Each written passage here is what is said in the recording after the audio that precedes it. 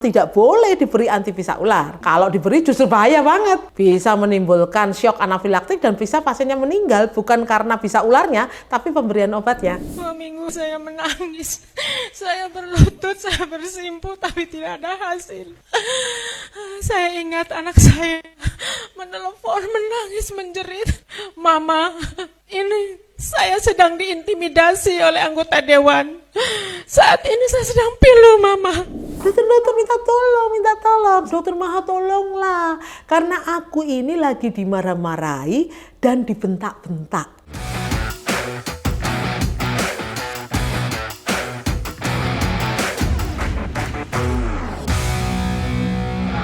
Saya menangis. Saya berlutut, saya bersimpuh, tapi tidak ada hasil. Saya ingat anak saya menelepon, menangis, menjerit. Mama, ini saya sedang diintimidasi oleh anggota dewan. Saat ini saya sedang pilu, Mama. Saya sudah bekerja sesuai dengan SOP. Kembali bersama saya di Abraham Samad Speak Up. Netizen, hari ini saya menghadirkan tamu yang luar biasa. Ini sahabat saya dan juga sahabat netizen.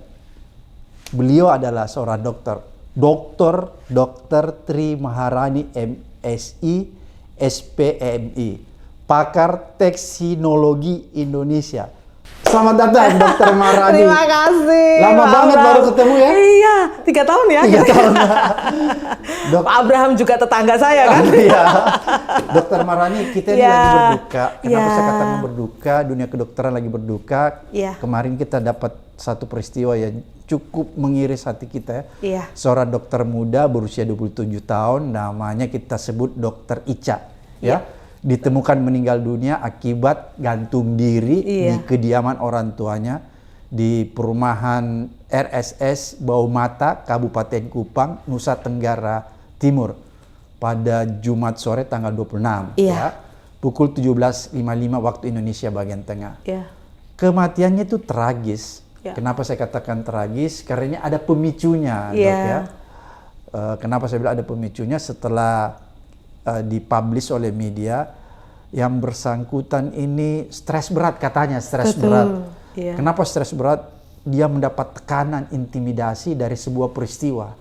Karena kan peristiwanya itu begini, Dokter Ica ini lagi bertugas di rumah sakit apalagi itu? Leona di itu timur, rumah sakit swasta gitu di Keva. Jadi 8 jam dari Kupang. 8 jam dari Kupang, dan karena Dokter Ica ini adalah dokter muda, dia bertugas di IGD ya. Betul. Dia baru lulus mungkin 2 tahun gitu. Sehingga biasanya kalau dokter-dokter baru lulus ini memang kerjaannya di UGD ya. Sebagai apa namanya, barikade terdepan gitu ya.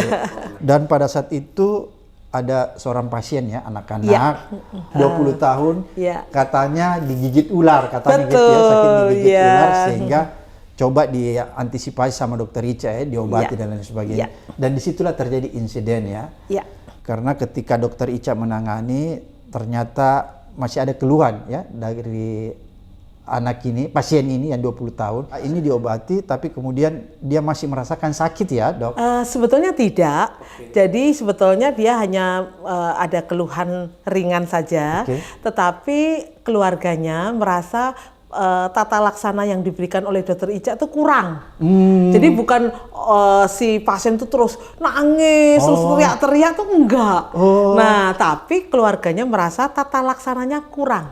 Jadi misalnya kayak saya memberi Bapak minum, terus Bapak merasa, kurang manis, gitu. Nah, itu kayak gitulah. Dianggap tidak maksimal di IGD. Betul. Gitu ya? Dengan konteks keluarga dan konteks masyarakat awam. Jadi bukan konteks dokter. Iya, gitu. Jadi dia mengukur dia masyarakat awam. Ya mungkin dia pikir ini kurang maksimal. Ukuran dia, ukuran masyarakat awam kan gitu.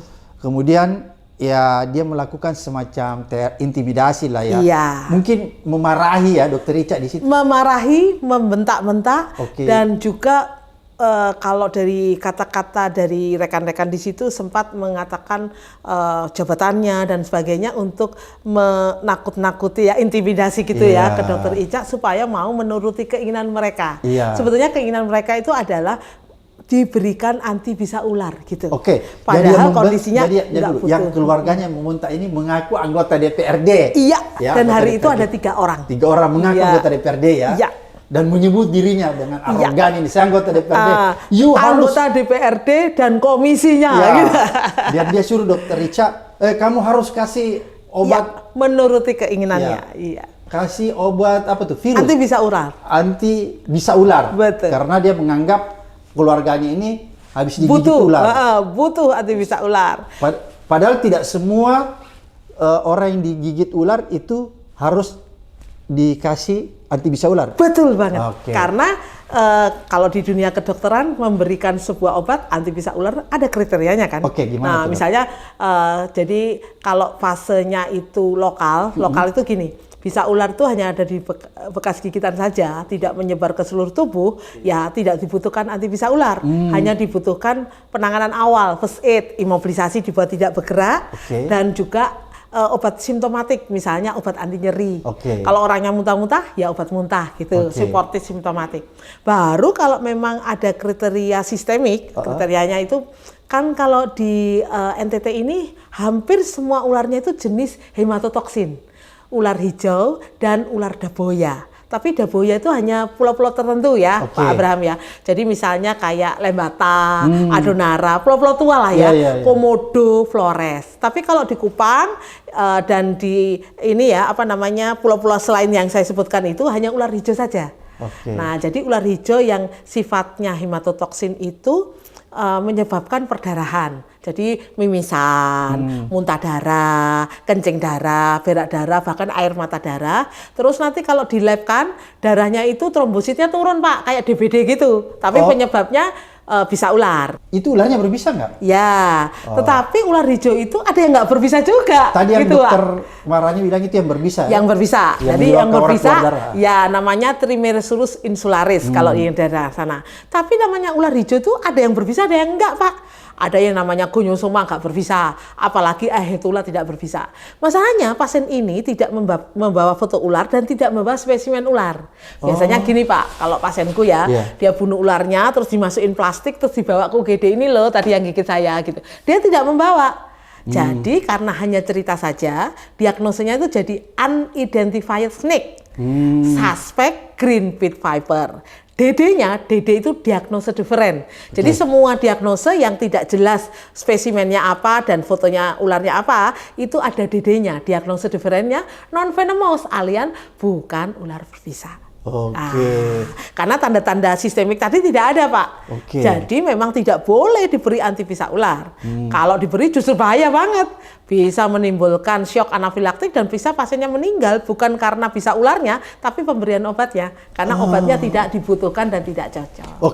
Ini menarik. Jadi berarti setiap orang digigit ular belum tentulah ular berbisa. Betul. Dan kalau dia bukan ular berbisa, dia tidak boleh dikasih anti bisa ular. Karena kalau dia dikasih justru berbahaya. Iya. Bisa meninggal.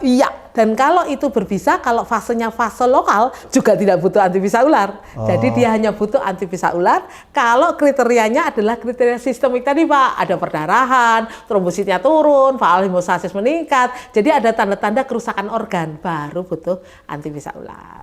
Gitu. Dan itu ada prosedurnya ya Dok? Ya.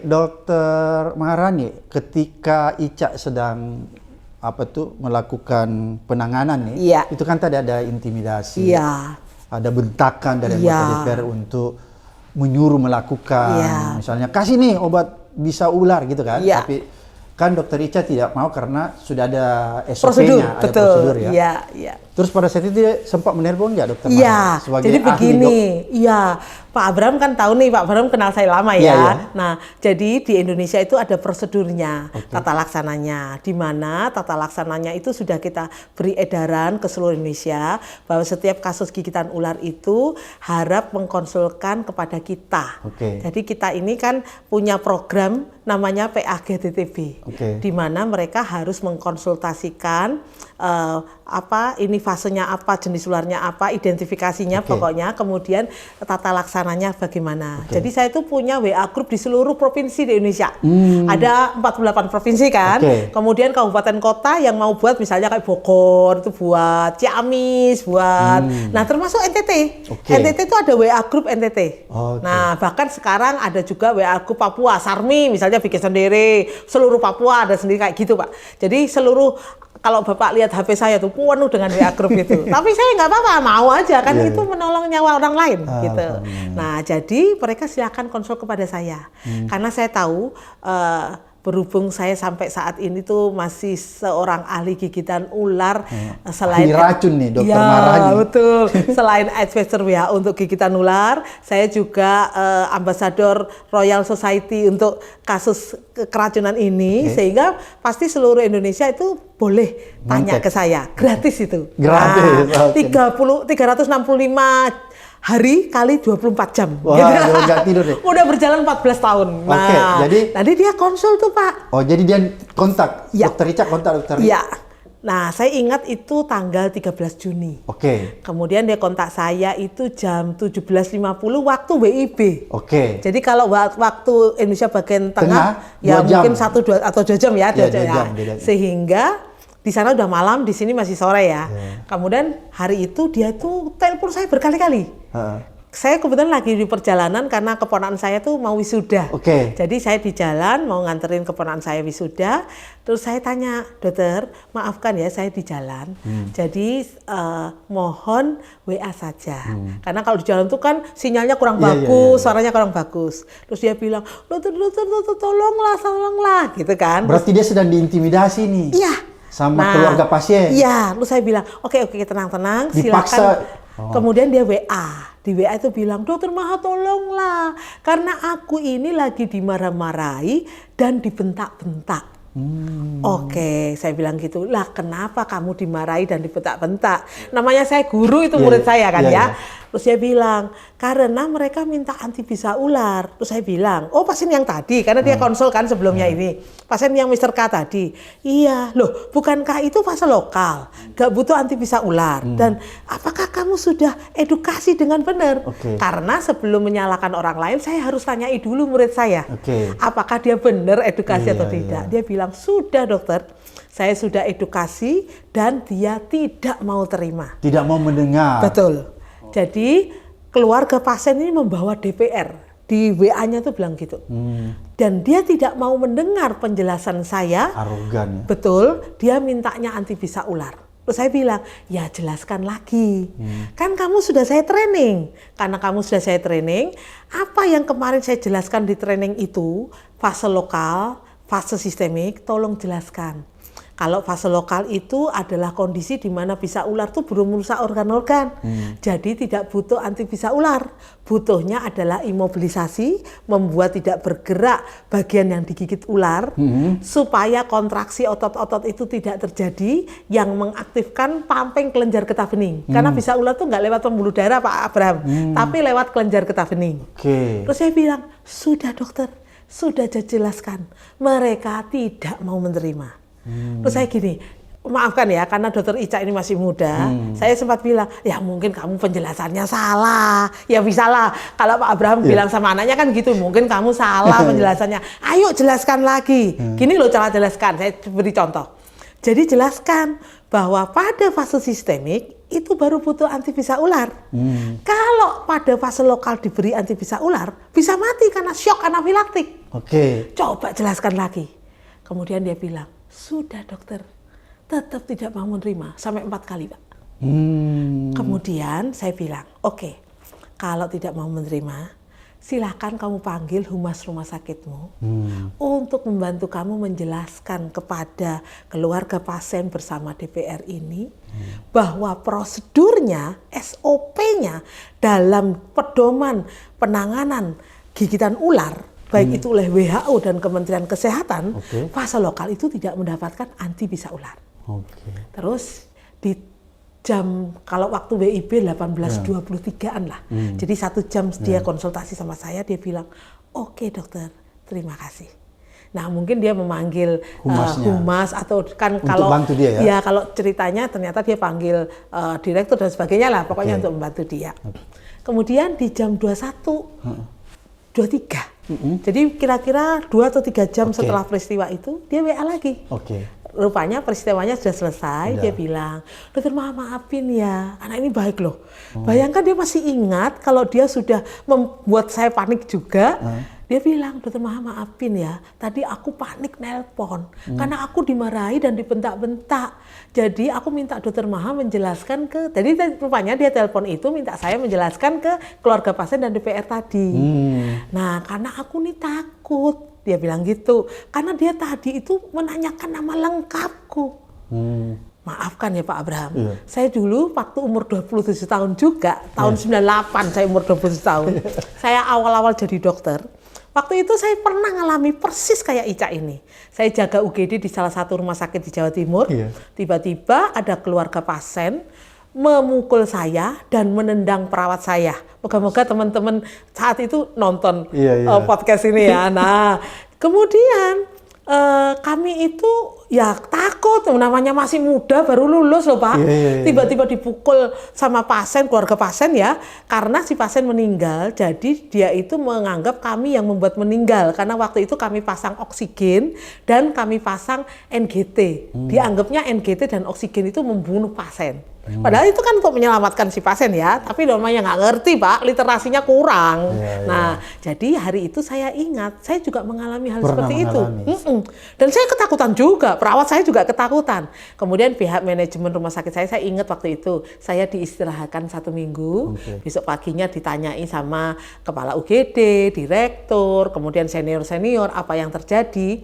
Dan rupanya secara diam-diam, kepala UGD saya itu memberi surat kepada instansi tempat orang yang melakukan ancaman fisik kepada kami itu bekerja. Kebetulan kantornya itu di depan rumah sakit kami.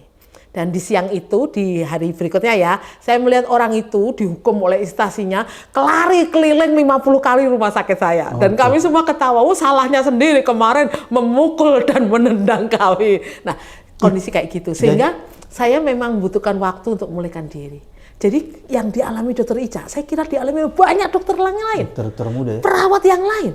Bahkan kemarin waktu saya bikin webinar itu, banyak perawat ngomong, dok kami diancam sajam, senjata tajam 4 kali.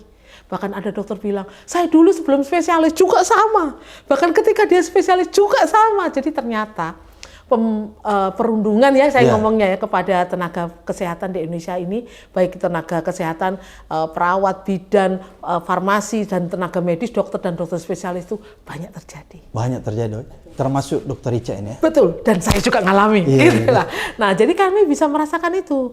Rupanya setelah itu dokter Ica entah mengalami apa sehingga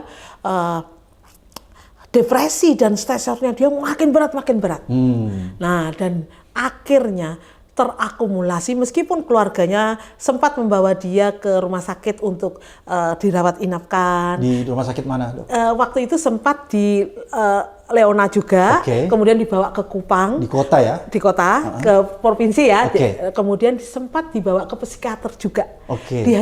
Di tanggal 24. Jadi sebelum meninggalnya tanggal 26. Nah, itu berarti di hari Rebu. Ya, tanggal 24 ya? Ya, sebetulnya tanggal 26 itu waktunya kontrol. Nah, ternyata dia sudah bunuh diri tadi. Jangan dulu, waktu tanggal 24 dia dibawa ke psikiater oleh orang tuanya? Iya, ke rumah sakit di Kupang. Iya.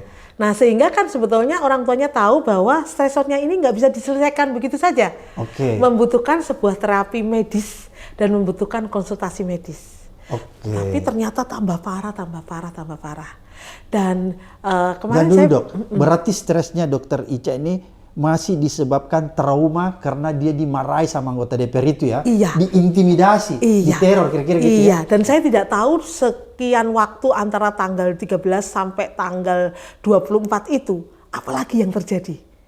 Nah, karena intimidasi itu bisa bertambah berat setiap hari. Apalagi kalau misalnya ada pengulangan intimidasi gitu ya. Tapi kan kita nggak tahu ya apa yang terjadi. Karena sudah nggak bisa tanya lagi. Andai saya ketemu dokter Ica pada waktu masih hidup itu, saya bawa ke Jakarta aja. Saya tolongin dia di Jakarta. Saking nggak ada yang bilang kepada saya. Tahu gitu aku terbang langsung ke Kupang. Pak Abraham tak tolongin dia. Karena kan kalau gini ini kan sudah menjadi murid saya, anak saya ya. Nah gitu ternyata dia tambah parah dan akhirnya memutuskan untuk mengakhiri hidupnya. Jangan dulu dok, itu kan dia diintimidasi, diteror, dimarahin waktu di rumah sakit kan? Iya. Tapi setelah sudah selesai, udah keluar dari rumah sakit, apakah setelah selesai itu masih diteror misalnya lewat HP? Iya. Saya nggak tahu karena semenjak 13 itu dia lost kontak dengan saya. Tetapi teman-teman dokter di sana mengatakan hari-hari setelah itu tambah parah, tambah parah. Bahkan dia ada masa di mana susah ngomong. Dokter Ica? Iya, dalam depresi yang sangat berat. Dan saya sempat melihat foto dia waktu mengakhiri hidupnya itu sangat kurus sekali. Padahal kita lihat dokter Ica sebetulnya bukan orang yang kurus banget.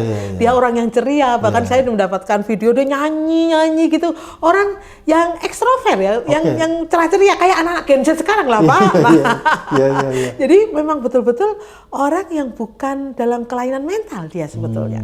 Tetapi pencetus itu dan di dalam masa sampai dia meninggal itu ada apa, memang membuat dia menjadi depresi sangat berat dan stresor sangat berat sampai mengambil keputusan mengakhiri hidupnya. Kemarin saya ngomong-ngomong dengan teman-teman psikiater ya, itu pasti bukan sesuatu yang mudah. Seperti yang kan saya juga ngalami ya, saya juga tahu bahwa kalau saat itu misalnya saya tidak disupport oleh teman-teman dan rumah sakit, sampai saya melihat orang itu disangsi telur lari 50 kali itu, mungkin saya juga sama. Tapi karena saya lihat, kapok ya, lari 50 kali, jadi kayak bisa terobati. Betul, dia sudah disangsi oleh instansinya gitu. Kalau ini enggak. Nah tapi dokter Cicia kan tidak, dia menghadapi sebuah kekuasaan yang besar dan buntu. DPRD kan kekuasaan besar, 3 orang lagi. Iya. Jadi dia merasa berkuasa di daerah itu ya? Iya, tetapi sebetulnya pasiennya itu pulang loh Pak. Jadi tanggal 13 kan konsul saya, tanggal 15 pagi itu pulang, sehat walafiat dan sembuh. Jadi pasien yang datang ke IGD itu yang diobati dokter itu sudah sembuh.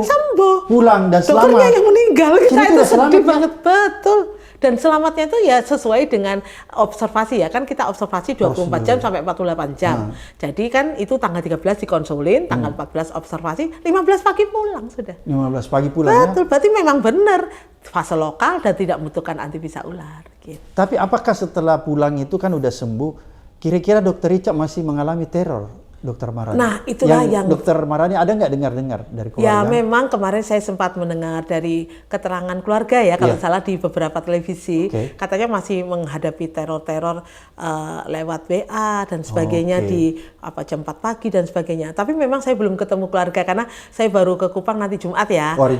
Jadi saya belum mendapatkan klarifikasi benar nggak yang saya dengar di televisi tadi. Tetapi kalau menurut pendapat analisa saya sebagai dokter spesialis, memang pencetusnya tanggal 13, tetapi tentu saja ada sebuah kondisi akselerasi. Nah, progresivitas yang membuat dia tambah down, tambah stres, depresi, sampai akhirnya mengambil keputusan mengakhiri hidupnya. Karena kalau tidak, pasti kan kita coping itu ya.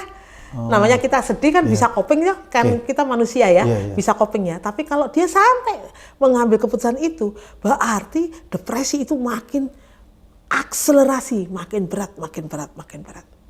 Nah, jadi kalau kemarin kami berdiskusi dengan teman-teman psikiater, karena mental kita sebagai manusia, kita manusia biasa loh. Dokter itu bukan malaikat, bukan juga superwoman, bukan Superman, bukan ternyata Pak. Jadi kita manusia biasa. Dari dalam kondisi seperti itu bisa aja ketakutan, bisa aja terngiang-ngiang terus, apalagi kalau akselerasi dari intimidasi terus-menerus dan berkepanjangan dan makin berat. Mungkin saya menganalisa walaupun saya bukan dokter, karena terornya terus-menerus sehingga dia sampai memuncak ya. Dan ketika dia memuncak, dokter Ica sudah tidak menemukan mungkin jalan keluar, sehingga jalan keluar yang dia tempuh itu tadi yang seharusnya sangat menyedihkan untuk kita sebut, dia bunuh diri, kira-kira gitu. Seandainya saya tahu dia mengalami itu tuh, aku terbang ke Kupang, tak ajak dia ke Jakarta untuk bisa recovery ya. Saya nggak tahu. Itu tuh waktu dia udah di Kupang, berarti kan dia nggak kembali ke daerah itu ya? Iya, kan dia sempat ngomong dia takut kembali ke TTU lagi. Nah, tapi memang kita belum tahu ya kenapa dia sampai mengatakan itu. Berarti ada sesuatu yang terjadi ya, sehingga membuat dia sangat ketakutan sekali kembali ke TTU itu. Ya mungkin aja dia masih mengalami akselerasi dari perundungan tadi ya. Jadi dia takut pulang ke daerah itu untuk praktek lagi, dia tetap tinggal di Kupang ya, di kota itu.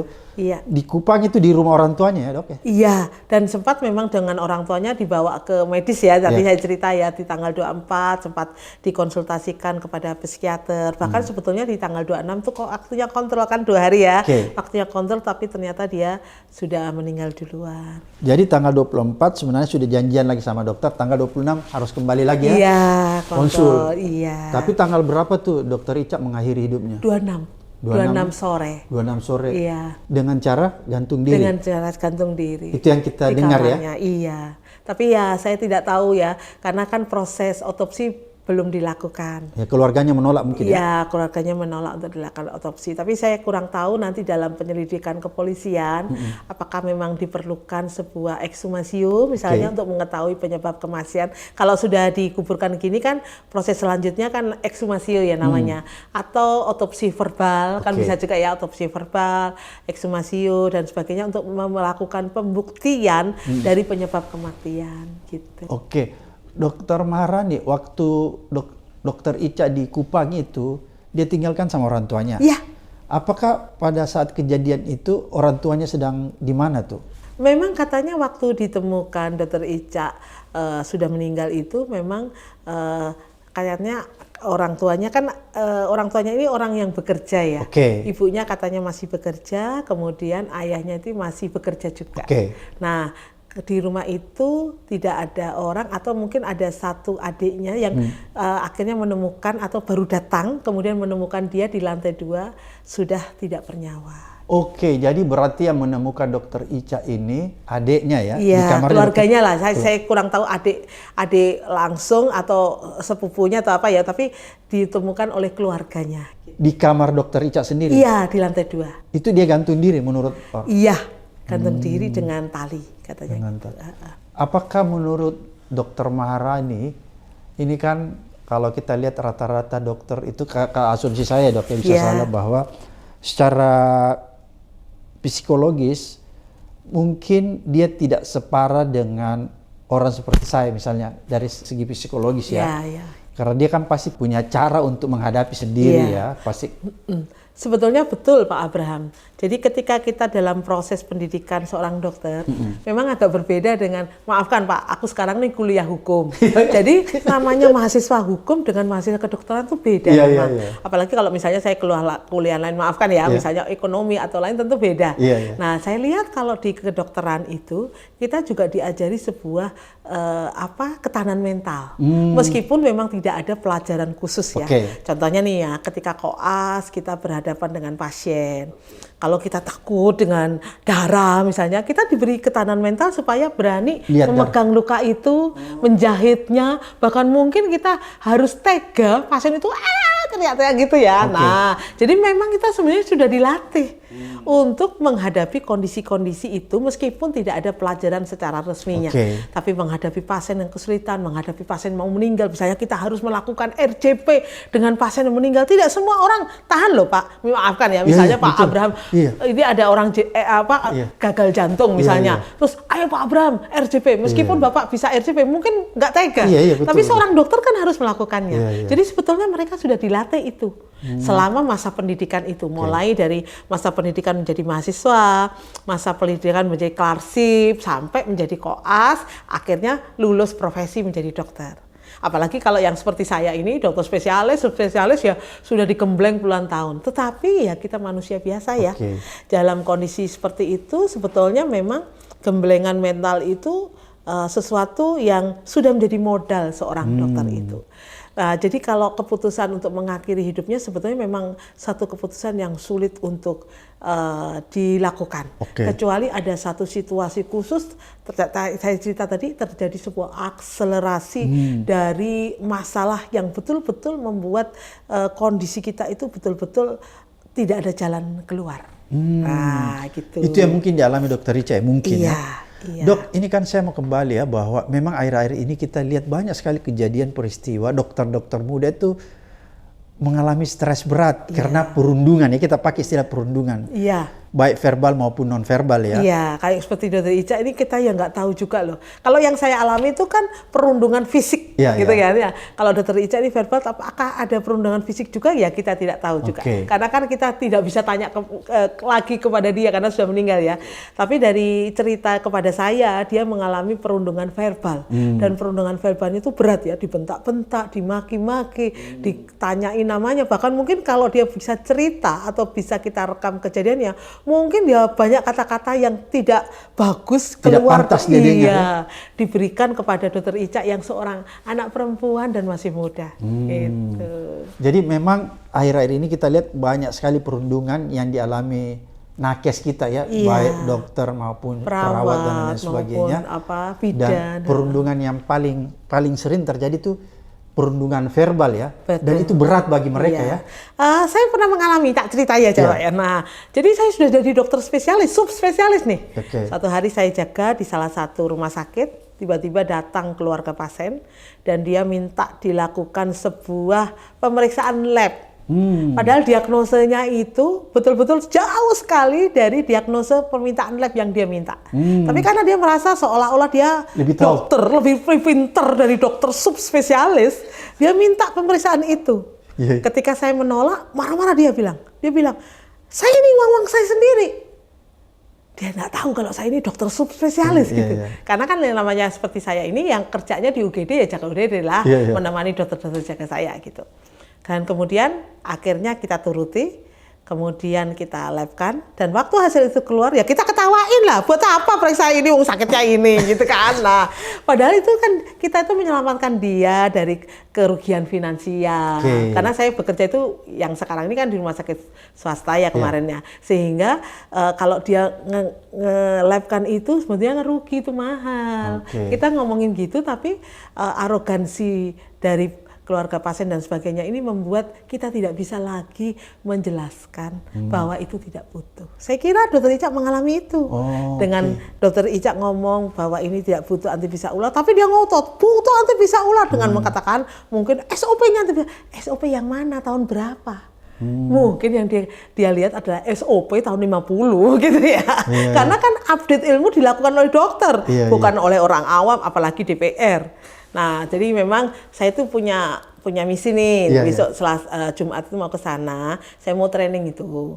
Kalau bisa, kan kemarin saya sudah ngomong kepada Pak Wagub, Pak bisa nggak dikumpulin masyarakat, tokoh agama, kalau bisa DPR, tak kasih tahu, tak update ilmunya, literasinya. Karena kalau mereka tetap literasinya rendah, membahayakan kepada tenaga medis ini. Karena kadang-kadang mereka merasa lebih pintar dari tenaga medis padahal nggak sekolah medis, Pak. Nah, jadi kan susah nih kita, kayak Dokter Ica ngomong sampai 4 kali loh, Pak. Saya sudah menjelaskan. Jadi artinya memang mereka ini harus updating literasi ilmunya. Gitu. Dokter Maharani, itu kan beberapa kali Dokter Ica menelpon ya. Dokter Maharani menangkap nggak kegelisahan yang dalam, ketakutan yang dalam oleh kan Dokter sempat Ica. saya angkat tuh.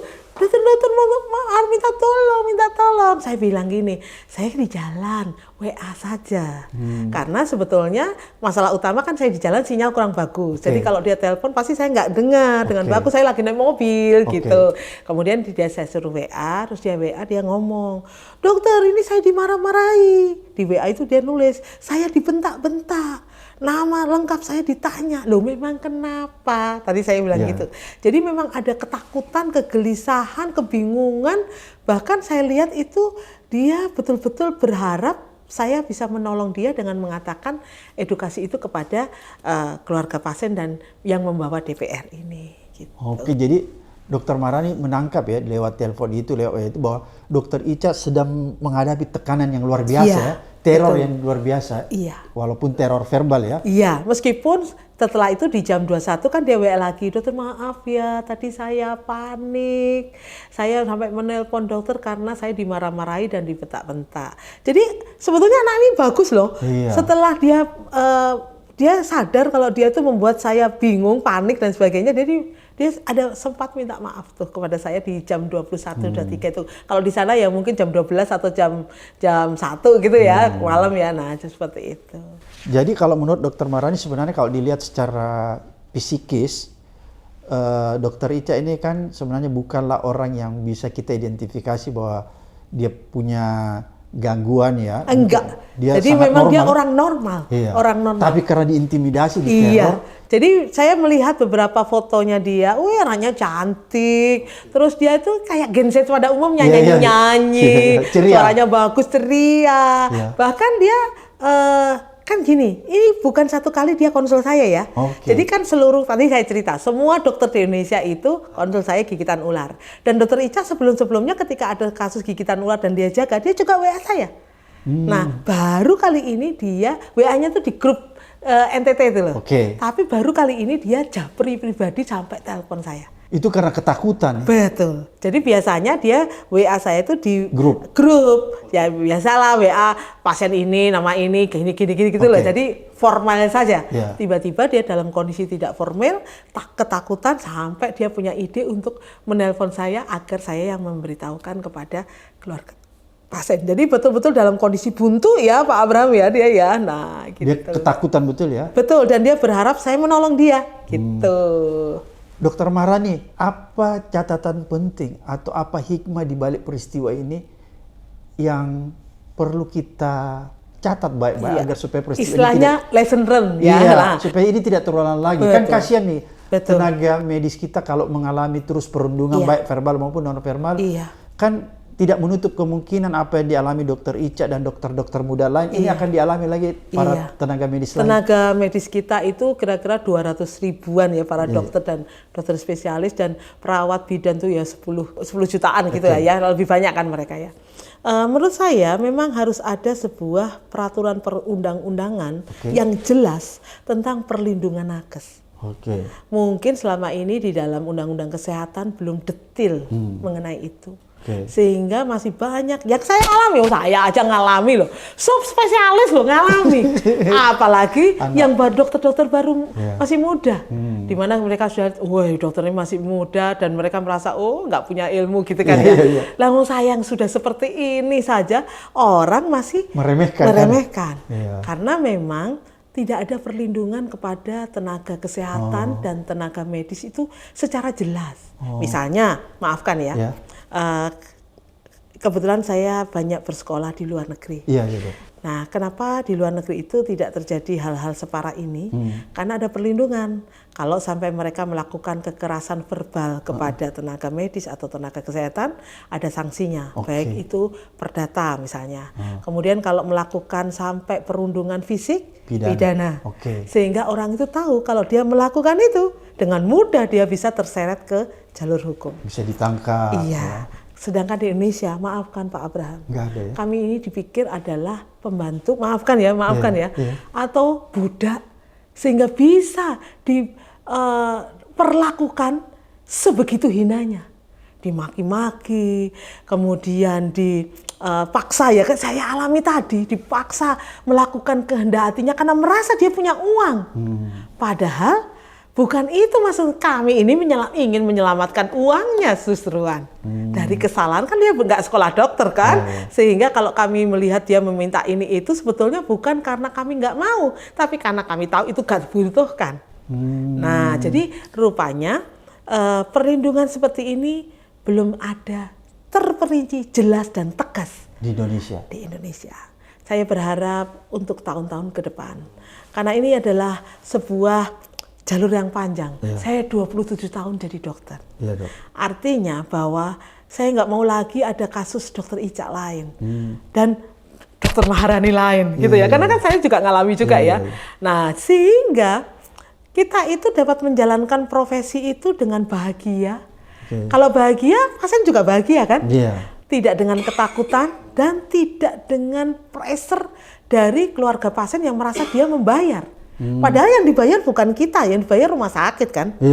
Kita itu paling seperberapanya gitu kan. Tapi mereka sudah merasa membayar dokternya, gitu kan. Nah, jadi memang ini sesuatu yang harus kita seriusi Pak Abraham.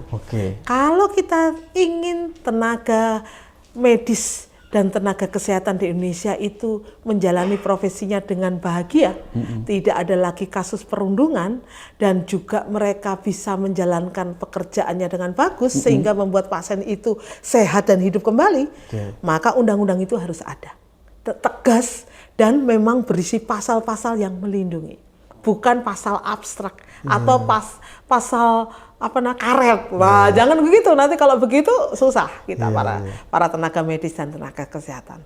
Selain itu memang harus ada sebuah edukasi bahwa kami tenaga medis dan tenaga kesehatan itu bukan budak.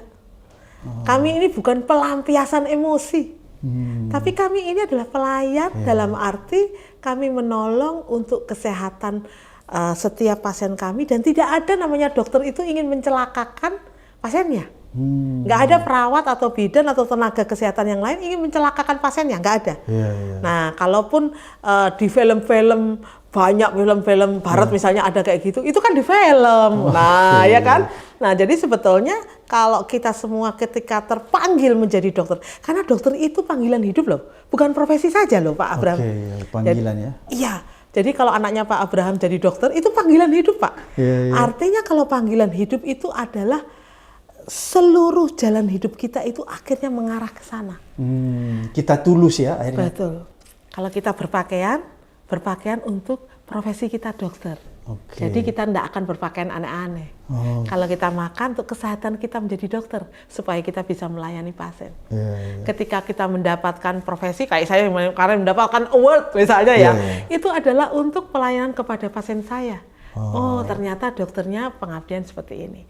Jadi memang profesi dokter itu adalah panggilan hidup. Kalau tidak panggilan hidup, mereka biasanya sudah meninggalkan profesi dokter itu. Jadi pengusaha atau jadi yang lainnya gitu ya. Tapi kalau dia sampai detik terakhir meninggal masih jadi dokter seperti dokter Ica, berarti dia panggilan hidupnya sudah dijalani. Nah, jadi memang ini sesuatu yang harus kita dukung. Di negara kita ini memang harus ada perubahan mindset kepada tenaga kesehatan, tenaga medis, guru-guru, di mana ini adalah orang-orang yang menjadikan kita berarti dalam hidup. Kalau kita ingin mempunyai impact terhadap hidup cuma sekali kan? Nah, itu memang hal-hal seperti ini harus kita perhatikan. Karena orang-orang yang berikan nyawanya untuk orang lain, demi orang lain nyawanya hidup, itu memang tidak sembarang orang. Kayak kita sebagai dokter ya, maafkan ya Pak, di UGD itu tertular banyak penyakit. Saya ingat di tahun 2020 ketika COVID, saya kena COVID dari pasien saya. Jadi saya mengorbankan nyawa saya untuk pasien saya ini hidup. Waktu itu pasien saya bawa ke rumah sakit untuk bisa diperiksa dan tangani COVID. Kemudian saya sendiri kena COVID, tertular dari dia. Itulah pengabdian ya. Betul. Dan saya kira seluruh dokter, perawat, tenaga medis yang lain juga mengalami hal yang sama, panggilan yang sama. Bahkan seorang koas atau mahasiswa pun juga ketika dia mau tidak tidur berhari-hari hanya untuk belajar materi pelajaran kedokteran, dia sudah mempertaruhkan nyawanya untuk sebuah keilmuan untuk menolong nyawa orang lain. Gitu, luar biasa Dok, mudah-mudahan ini menyentuh kita semua ya. Menyentuh pengambil kebijakan agar supaya kedepannya kita bisa membuat aturan-aturan yang memberi perlindungan kepada tenaga-tenaga medis kita yang rentan terhadap perundungan, baik itu perundungan fisik maupun verbal. Karena ini akan membuat dunia kedokteran kita semakin menyedihkan kalau perundungan terus-menerus terjadi dan tidak ada antisipasi dari pihak pemerintah. Sampai ketemu di episode berikutnya di Abraham Samad Speak Up.